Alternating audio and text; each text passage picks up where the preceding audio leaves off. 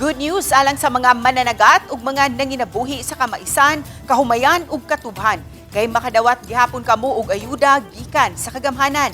Apan bad news sa mga nananom ug utanon kay dili sila maapil sa ayuda. Ani ang report ni Alan Domingo. Kini ang mga nangalata nga utanon daplin sa karsada sa Bukirang Barangay Paril sa Cebu City. Ang buhing saksi sa krisis nga nasinati sa mga high-value crops farmers. Nit matod pa ang namalitbisan o giminusan na nila ang presyo sa ilang mga abot sa yuta. Gawas pa apektado na usab sila sa tumang kainit sa panahon. Busa na ngayo sila og ayuda sa kagamhanan. Apan sa pagkakaron, wa pa sila maapil sa mga mag-uuma nga mahatagan og ayuda gikan sa kagamhanan. Hinuon, mahatagan lang kuno sila og libreng binhi gikan sa Department of Agriculture. Ang kadtong mga mag-uuma lang sa maisan, humayan, katubhan ug sa kadagatan ang naapil sa listahan.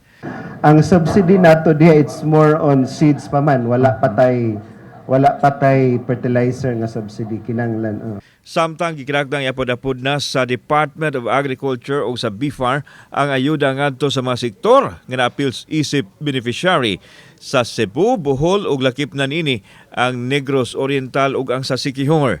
Sa mga fisherfolk, duha ka matang sa ayuda ang ipanghatag, ang fuel subsidy nga 3,000 pesos alang sa motorized boat ug 2,300 kapin ka pesos alang sa mga way motor nga bangka. Samtang alang sa mga mag-uuma og humay ug mais, makadawat usab sila og ayuda nga mokapin sa 2,300 pesos ang kada usa. Giklaro sa mga opisyal nga hashasan ang gidaghanon sa mga beneficiaries kay kinahanglan nga usa lang kaayuda ang ilang makuha ug dili mamahimong mangubra ang tanan. Qualifying element diha, sir, is they should be registered with the Fisher Folk Registration System and the boat are.